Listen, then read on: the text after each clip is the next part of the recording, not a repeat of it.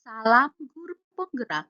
Jumpa lagi dengan saya dalam aksi nyata modul 1.4 budaya positif. Perkenalkan, saya Maria Goretti Sulastri, CGP Angkatan 10.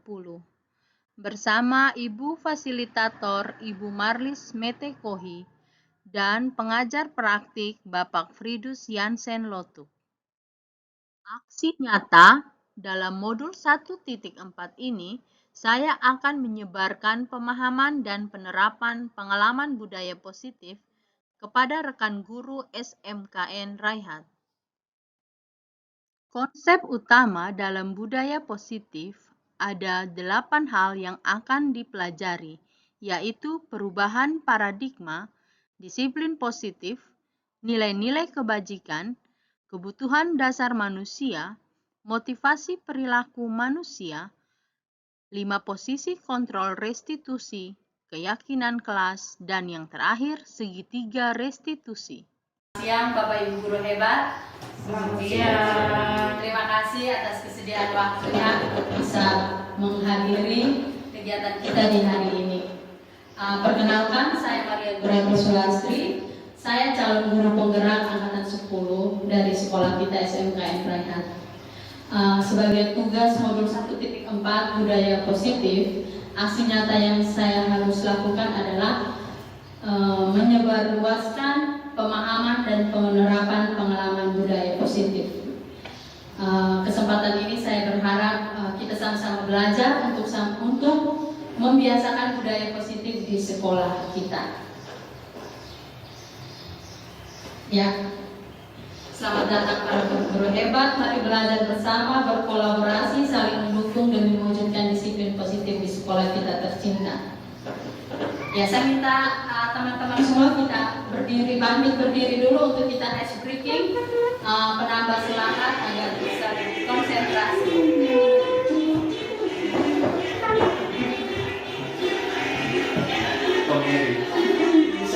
Jangan diputar-putar, menceputar. Jangan diputar-putar, diputar-putar. Jangan diputar-putar, dengan bahu. Jangan diputar-putar, putar ke atas, diputar-putar.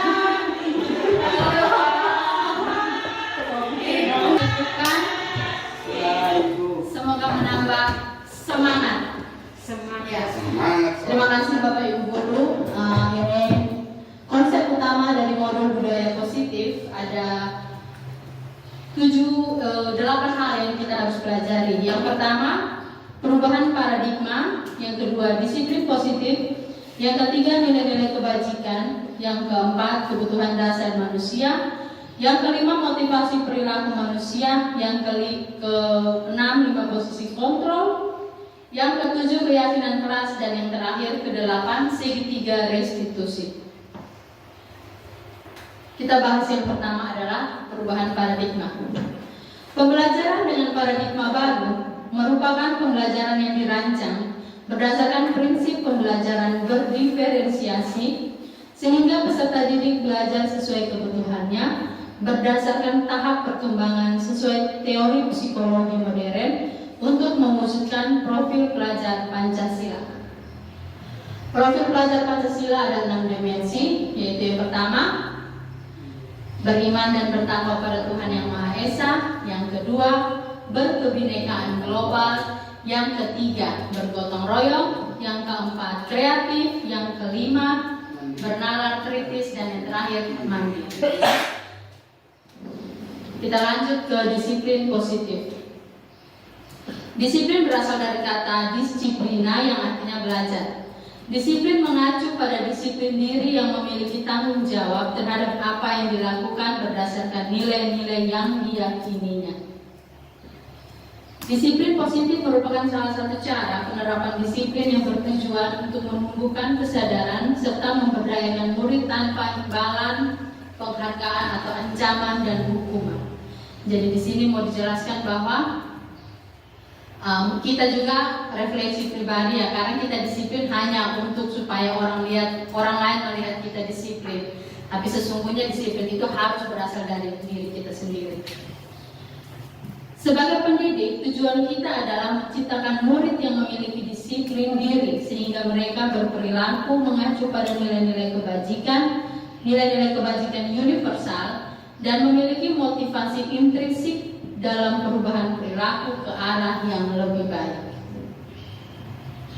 Kita masuk bagian yang berikut adalah nilai-nilai kebajikan universal.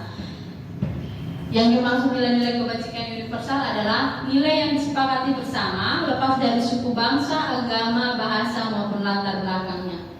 Ada banyak nilai-nilai kebajikan universal. Di sini saya hanya membahasnya 3. Yang pertama tadi profil pelajar Pancasila. Tadi sudah disebutkan, sudah diuraikan ada 6. Yang kedua itu dari IBO Primary Years Program. Nilai-nilai kebajikan yang dimaksud adalah toleransi, rasa hormat, integritas, mandiri, menghargai, antusias, empati, keingintahuan, kreativitas, kerjasama, percaya diri, dan komitmen. Yang ketiga dari The 7 Essential Virtues. Ada 7 ya, 7. Empati, suara hati, kontrol diri, rasa hormat, kebaikan, toleransi, dan keadilan. Ya, kita lanjut bagian yang ketiga, yaitu kebutuhan dasar manusia. Kebutuhan dasar manusia yang dimaksud adalah segala sesuatu yang dapat kita lakukan untuk mendapatkan apa yang kita inginkan. Seluruh tindakan yang kita lakukan memiliki tujuan tertentu, dan semua usaha terbaik yang kita lakukan adalah dalam rangka agar semua kebutuhan dasar kita terpenuhi dengan baik. Ya, kita lanjut ke contoh praktisnya. Ada 5 ya Bapak Ibu. Yang pertama survival atau bertahan hidup. Contohnya makanan, minuman, pakaian. Yang kedua itu belonging atau kasih sayang dan rasa ingin diterima. Seperti berbagi, rasa ingin diterima, kerjasama, menjadi bagian dari satu kelompok atau komunitas. Yang ketiga fun atau kesenangan. Yang termasuk di dalamnya adalah bermain, humor, tertawa, dan antusiasme. Yang ketiga adalah power atau penguasaan. Yang termasuk di dalamnya adalah harga diri, keinginan untuk dianggap, memimpin, dan berprestasi. Yang kelima, freedom atau kebebasan. Yang termasuk di dalamnya adalah mandiri, memiliki pilihan, mencoba hal yang baru ya. Jadi Bapak Ibu ini hanya sekedar sharing. Jadi 5 kebutuhan dasar manusia ini kita sebagai guru harus bisa memenuhi semuanya, baru kita bisa sejahtera, kita bisa full, kita bisa total melakukan proses pembelajaran di kelas. Demikian pun dengan anak-anak kita.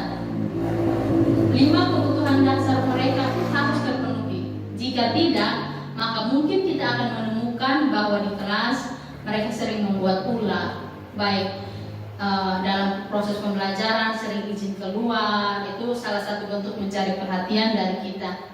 Yang berikut, mereka bolos atau sering datang terlambat. Nah, sesungguhnya ada kebutuhan dasar yang belum terpenuhi sehingga terjadi seperti demikian. Baik, kita lanjut ke bagian yang berikut, motivasi perilaku manusia. Motivasi perilaku manusia ada 3. Yang pertama untuk menghindari ketidaknyamanan atau hukuman. Yang kedua untuk mendapatkan imbalan atau penghargaan dari orang lain. Nah, 2 yang tadi saya jelaskan itu adalah motivasi ekstrinsik yang berasal dari luar. Yang ketiga adalah motivasi intrinsik atau yang berasal dari dalam diri, yaitu untuk menjadi orang yang mereka inginkan dan menghargai diri sendiri dengan nilai-nilai yang mereka percaya. Kita berharap bahwa kita sendiri sebagai pendidik dan anak-anak kita hanya memiliki motivasi intrinsik. Jadi untuk berperilaku, kita tidak hanya takut nanti kita salah, nanti dihukum begitu. Tapi harus ada di dalam dasar diri untuk bisa menjadi pribadi yang menghargai diri sendiri dan orang lain. Ya, Bapak Ibu, kita masuk ke konsep disiplin dengan identitas gagal. Itu ada dua bagian yang mungkin kita biasa terapkan. Yang pertama adalah hukuman dan penghargaan. Hukuman itu sifatnya akan menyakitkan. Yang berikut murid tidak nyaman, yang berikut murid akan menjadi takut, murid menyembunyikan kesalahan, murid akan menjadi rendah diri. Sadar atau tidak, kita pasti sering melakukan itu. Yang kedua adalah penghargaan. Penghargaan sesungguhnya tidak efektif. Penghargaan atau hadiah.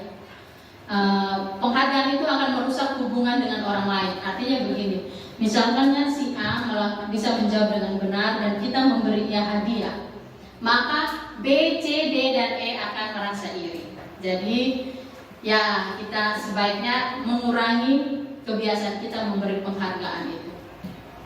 Yang berikut, penghargaan itu akan mematikan kreativitas, ya. Menghukum dengan sistem ranking, ya. Yang berikut, merampas hak menghargai dirinya sendiri. Jadi anak-anak akan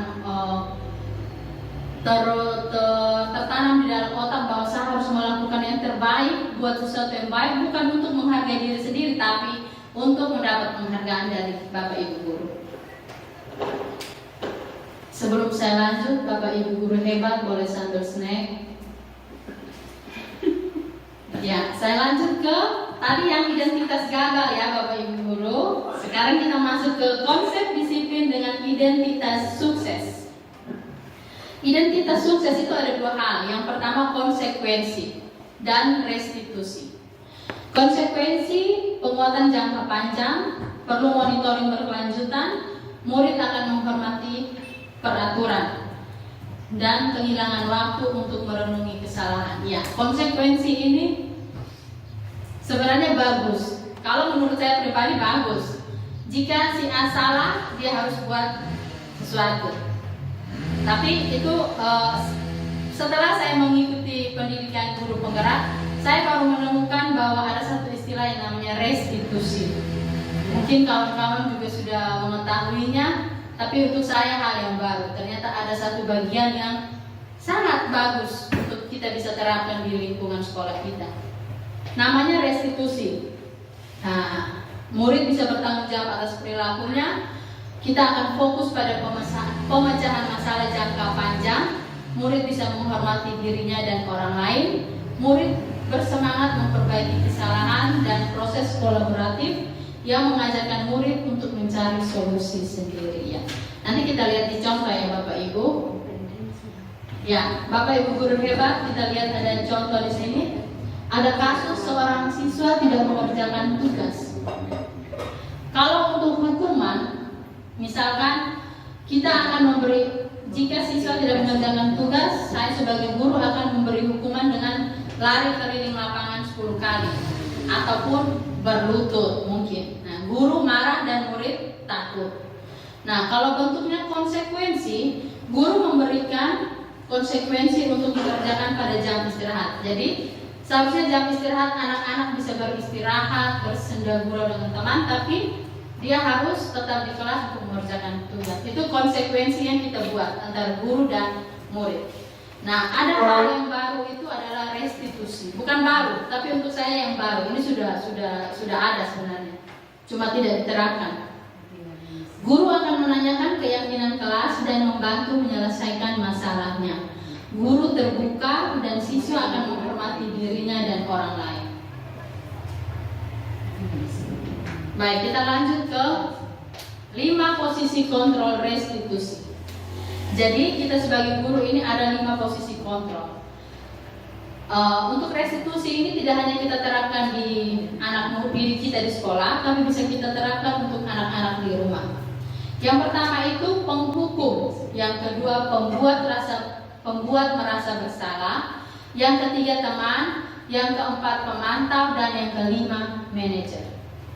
Kita lihat contohnya supaya sambil kita merenung di bagian manakah posisi kita saat ini atau yang lalu-lalu. Ada sebuah kasus, siswa A tidak memakai topi dan dasi saat mengikuti upacara bendera. Nah, jika seorang guru menempati posisi sebagai penghukum, dia akan menghukum siswa tersebut dengan hukuman berupa, contohnya, menghormati bendera selama 1 jam atau berlutut di tiang bendera. Itu bentuk-bentuk guru yang posisinya sebagai penghukum. Yang kedua adalah posisi kontrol kedua, pembuat merasa bersalah. Jadi Bapak Ibu guru akan mengucapkan, berapa kali ibu harus memberitahu kamu selalu saja mengecewakan ibu. Nah, jadi bahasa-bahasa yang kita gunakan ini akan membuat siswa menjadi semakin bersalah. Yang ketiga adalah teman. Nah, teman, kalimat yang diucapkan seperti begini, contohnya seperti begini ya Bapak Ibu guru hebat. Ayo dong anak-anak, ikuti aturan sekolah. Tolong bantu ibu ya. Sekali ini saja. Ya sudah, tidak apa-apa. Lain kali tidak boleh berbuat lagi. Nah, ini posisi teman.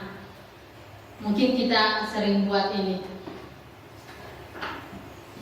Jadi kita mengajak mereka untuk menaati peraturan, tetapi tidak bagaimana ya. Jadi ada kesan siswa jadi kurang menghargai kita karena menganggap teman. Yang kelima, posisi kontrol yang kelima adalah pemantau. Kalimat yang bisa kita gunakan adalah, kamu sudah tahu kan konsekuensinya jika melanggar aturan. Setelah ini menghadap ke pengurus koperasi sekolah untuk membeli topi dan dasi yang baru. Dan selanjutnya tidak boleh berbuat hal yang sama. Itu tipe pemantau. Jadi dari keempat tipe ini ya, tipe pemantau masih lebih baik. Yang sangat diharapkan adalah kita, Bapak Ibu guru, bisa menempatkan diri pada posisi sebagai manajer. Kalimat yang digunakan adalah, apakah kamu tahu kesalahanmu? Bagaimana cara memperbaiki kesalahan? Kita lihat di sini sedikit saya jelaskan. Manajer adalah posisi di mana guru berbuat sesuatu bersama dengan murid, mempersilahkan murid mempertanggungjawabkan perilakunya, mendukung murid agar dapat menemukan solusi atas permasalahannya. Bila kita menginginkan murid-murid kita menjadi manusia yang merdeka dan mandiri serta bertanggung jawab, maka kita perlu mengacu kepada restitusi yang dapat menjadikan murid kita seorang manajer bagi dirinya sendiri. Pada posisi kontrol manajer, murid diajar untuk menganalisis kebutuhan dirinya maupun kebutuhan orang lain. Di sini penekanan bukan pada kemampuan membuat konsekuensi, namun dapat berkolaborasi dengan murid bagaimana memperbaiki kesalahan yang ada. Nanti ada contohnya ya Bapak Ibu guru. Kita lanjut ke yang bagian yang berikut adalah keyakinan kelas. Pembentukan keyakinan kelas. Jadi kalau istilah yang peraturan kelas itu disarankan untuk tidak digunakan lagi. Kita lebih ke keyakinan kelas. Sifatnya abstrak, berupa pertanyaan universal, dibuat dalam pernyataan positif, jumlahnya sedikit saja agar mudah diingat, disesuaikan dengan kondisi kelas dan sekolah sehingga mudah diterapkan. Semua warga sekolah atau kelas dilibatkan dalam pembentukan keyakinan kelas. Nanti kalau tahun ajaran baru kita jadi balik kelas, kita buat keyakinan kelas. Bisa Bapak Ibu guru? Bisa. Semangat. Sama dengan kesepakatan. Ya, yang terakhir adalah segitiga restitusi.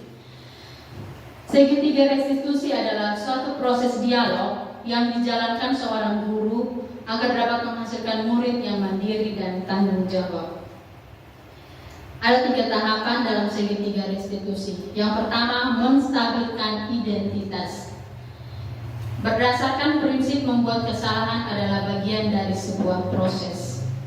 Jadi kita lanjut, itu yang tahap pertama ya Bapak Ibu. Tahap yang kedua adalah validasi tindakan yang salah. Berdasarkan prinsip setiap perilaku berupaya memenuhi suatu kebutuhan tertentu. Yang ketiga adalah validasi tindakan yang salah. Berdasarkan prinsip teori kontrol bahwa pada dasarnya kita termotivasi secara intrinsik. Ya, ini ada contoh penerapan segitiga restitusi. Ada kasus Maggie datang ke sekolah terlambat 15 menit. Tidak biasanya Maggie datang terlambat. Namun dalam waktu 1 minggu, Maggie sudah datang sekolah terlambat sebanyak 3 kali. Ternyata keterlambatan Maggie tiba di sekolah karena Maggie nonton film di HP, sehingga ia tidur larut malam dan akhirnya bangun terlambat. Guru pikir memanggil Maggie untuk menghadap ke guru wali dan guru BK karena Maggie sudah sering datang terlambat. Sebagai guru mata pelajaran, saya ingin membantu menyelesaikan masalah yang dihadapi Maggie dengan menerapkan segitiga restitusi. Ya, silakan Bos. Maggie, silakan dulu. Maggie tahu tidak kenapa ibu panggil?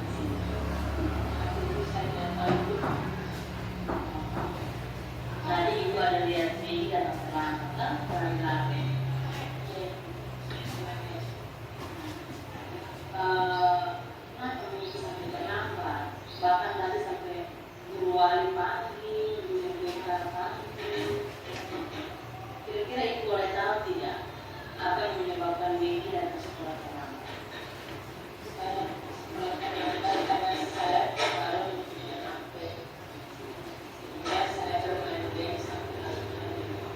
Oh, jadi ceritanya HP baru nih.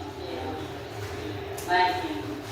Ya, sebenarnya terlambat itu tidak benar. Kita mencerminkan bahwa kita tidak diberi waktu dan itu tidak sesuai dengan kesepakatan kelas yang sudah terbuat. Tidak apa-apa sekali terlambat, tapi jangan dipanggil ini di bawah tidak.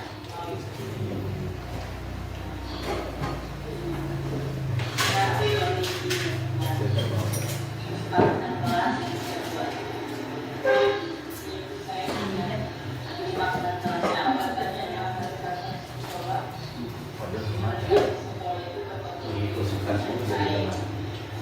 Terus bagaimana caranya supaya kita datang sekolah tepat waktu? Waktu yang baik, karena kita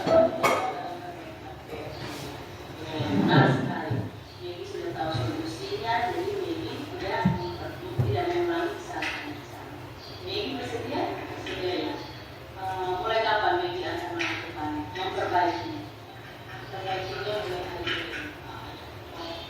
Sekarang Maggie sudah yakin, ibu juga percaya dengan Maggie.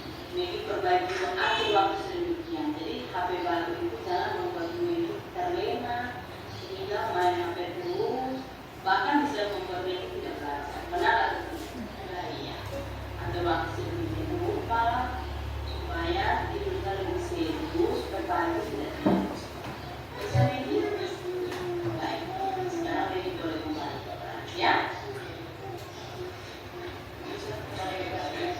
Baik, sabar.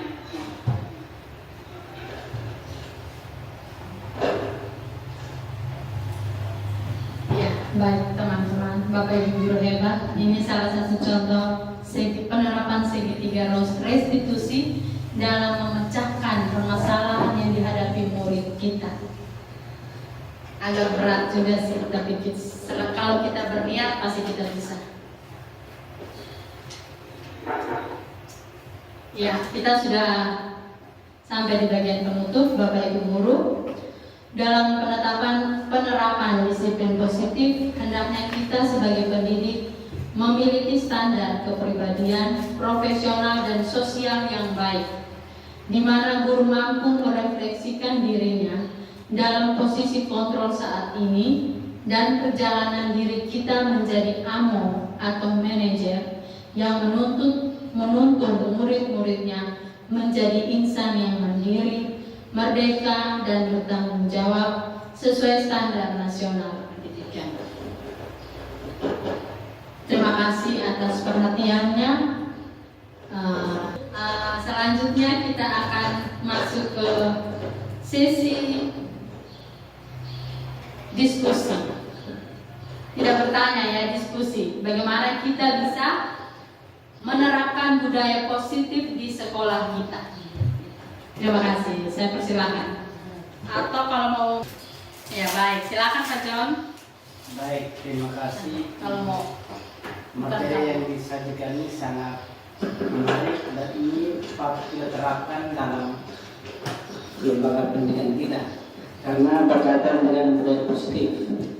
Saya melihat bahwa kebanyakan kita membuat tata tertib dan sebaiknya dilakukan kesepakatan sehingga kalau dia melanggar apa konsekuensinya. Dan konsekuensi yang diambil itu akan membuat dia semakin sadar, membawa kesadaran dia untuk berubah. Jadi menurut saya materi yang diberikan disosialisasikan pada hari ini sangat menarik yang layak kita terapkan dalam lembaga pendidikan kita. Dan saya yakin kalau kita bekerjasama dengan baik, apa yang kita pelajari bersama dapat tercapai. Saya itu saja. ya. Terima kasih Pak John. Terima kasih banyak Pak John. Mungkin ada Bapak Ibu guru lain. Buat saya. Ya, silakan Bu Ansi. Baik, terima kasih. Saya lebih menekankan pada keyakinan kelas. Ya. Nah ini kalau pertama kita sebelum mulai pembelajaran di awal tahun ajaran baru, kita mulai dengan keyakinan kelas. Maka saya rasa bahwa kita itu mempersiapkan diri sebagai seorang guru dan anak-anak juga lebih tahu persis apa yang harus dia lakukan, apa yang harus dia penuhi, kewajiban dan hak dalam proses pembelajaran. Sehingga ini kalau kita terapkan di sekolah kita, terutama pada kompetensi keahlian KPH, menurut saya mungkin ini lebih bagus dalam proses pembelajaran. Baik, terima kasih. Terima kasih Bu Ansi dan Pak John atas masukannya. Mungkin ada lagi? Ya, aduh. Mungkin tidak. Ya Bu, main ke sana. Baik, Kak, terima kasih. Saya hanya mau menambahkan untuk restitusi, untuk pemecahan masalah ini untuk tiga tahap itu Validasi tindakan yang salah itu saya rasa untuk penyampaian materi atau presentasi materi ini juga sangat menarik sehingga ini bisa ditanamkan di lembaga SMK Negeri Rehat, khususnya di semua program studi keahlian, program keahlian itu dari ATPH, ATR, TKJ dan APHP, sehingga ada keseragaman dalam pembentukan 3 tahap restitusi ini, sehingga apa yang anak-anak mengalami seperti contoh yang video tadi itu mungkin bisa digunakan sebagai acuan untuk wali-wali kelas untuk melihat itu, sehingga mereka bisa menyadarkan anak-anak sebelum terlanjur sampai kepada kelas tahap berikutnya. Terima kasih. Terima kasih atas masukannya. Nanti semua saran ini terlebih untuk kemajuan sekolah kita, maka saya akan melaporkan hasil pertemuan kita hari ini ke kepala sekolah dan ke Bapak Ibu Waka supaya bisa kita sama-sama menerapkan budaya positif. Kita stop sudah kekerasan dengan anak-anak kita. Artinya ada cara lain untuk bisa membuat mereka sadar, gitu, Bapak Ibu guru hebat. Tadi di awal sudah dijelaskan bahwa ada 5 kebutuhan dasar manusia. Mungkin salah satu atau salah 2 belum terpenuhi, makanya anak-anak kita agak error di sekolah. Demikian pun kita kalau mungkin ada masalah, pasti kita juga masuk mengajar kurang asik, bukan guru yang hebat lagi. Jadi saat kita menegur anak, kita refleksi juga ke kita. Saya kira sesi diskusinya kita tutup sudah karena mengingat waktu dan kesibukan kita masing-masing. Dari hati yang paling dalam saya mengucapkan terima kasih untuk Bapak Ibu guru yang sudah menyempatkan diri hadir pada pertemuan hari ini. Saya berharap dengan kita yang jumlah sedikit, tapi kita bisa menggerakkan sekolah kita untuk bisa menerapkan budaya positif di sekolah kita tercinta SMK Raihat. Atas perhatiannya, saya menyampaikan terima kasih dan permohonan maaf jika ada salah kata dan ucap. Salam guru penggerak. Salam. Bagian yang kedua adalah penerapan pemahaman pada siswa dengan pembentukan keyakinan kelas. Keyakinan kelas yang sudah disepakati bersama murid-murid kelas 10 ATPH adalah datang tepat waktu, tunjuk tangan jika ingin berbicara, rajin belajar dan selalu mengerjakan tugas, saling menghargai, kelas harus bersih dan rapi, pembelajaran harus menyenangkan, dan memperoleh kekompakan di dalam kelas. Refleksi. Kegiatan diseminasi budaya positif dilaksanakan pada tanggal 5 Juni 2024. Karena bersamaan dengan pembagian raport, banyak rekan guru yang tidak bisa ikut kegiatan ini. Rekan guru yang berkesempatan hadir, yang pertama Ibu Maria Ansila, Ketua Kompetensi Keahlian ATPH, Ibu Pasqualina, Guru Kejuruan ATPH, Bapak Yohanes, Guru Bahasa Indonesia, Bapak Gregorius, Guru BK, dan Bapak Norton, Guru PJOK. Keyakinan kelas yang sudah disepakati akan dicetak dalam bentuk baliho dan ditempel pada kelas. Akan dilakukan pada tahun ajaran baru 2024-2025.